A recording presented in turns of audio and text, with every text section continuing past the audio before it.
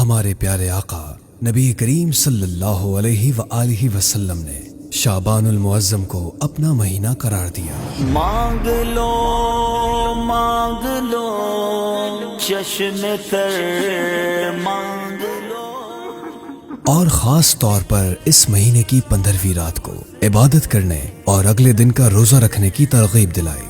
اس رات میں آپ صلی اللہ علیہ وآلہ وسلم قبرستان بھی تشریف لے گئے تھے۔ یہی وجہ ہے کہ شروع ہی سے ہر دور کے مسلمان بالخصوص بزرگان دین اس رات میں عبادت کا خصوصی اہتمام کرتے آ رہے ہیں۔ آج کی رات ہے۔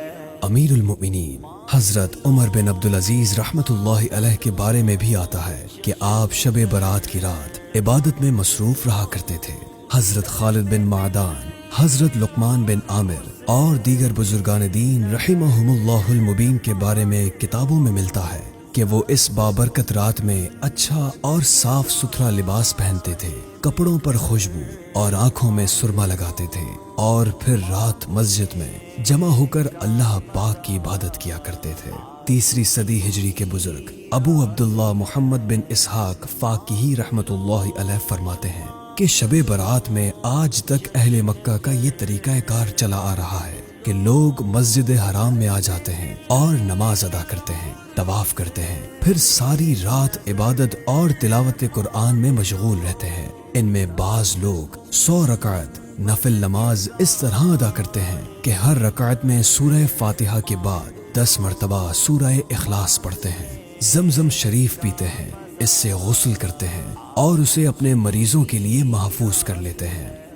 امیر اہل سنت مولانا الیاس قادری صاحب بھی اس رات کو کافی اہمیت دیتے ہوئے 14ویں شعبان کا روزہ رکھتے ہیں۔ پھر غروب آفتاب سے پہلے نامہ اعمال کی آخری گھڑیوں اور قیمتی لمحات میں مناجات اور رقت انگیز دعا کرواتے ہیں، جس میں ہزاروں اور مدنی چینل کے ذریعے لاکھوں لوگ آپ کے ساتھ دعا میں شریک ہوتے ہیں۔ پھر روزہ افطار اور نماز مغرب کی ادائیگی کے بعد نئے سال کی اچھی اور نیکیوں سے بھری ابتدا کرنے کے لیے بزرگان دین کے معمولات میں رہنے والے 6 نوافل، یاسین شریف کی تلاوت اور دعائے شعبان پڑھنے کا سلسلہ ہوتا ہے۔ پھر نماز عشاء کی ادائیگی کے بعد پوری رات اجتماع ذکر و نعت، سنتوں بھرے بیان، علم دین کی محفل، سوالات کے جوابات، توبہ و استغفار، پھر دعا۔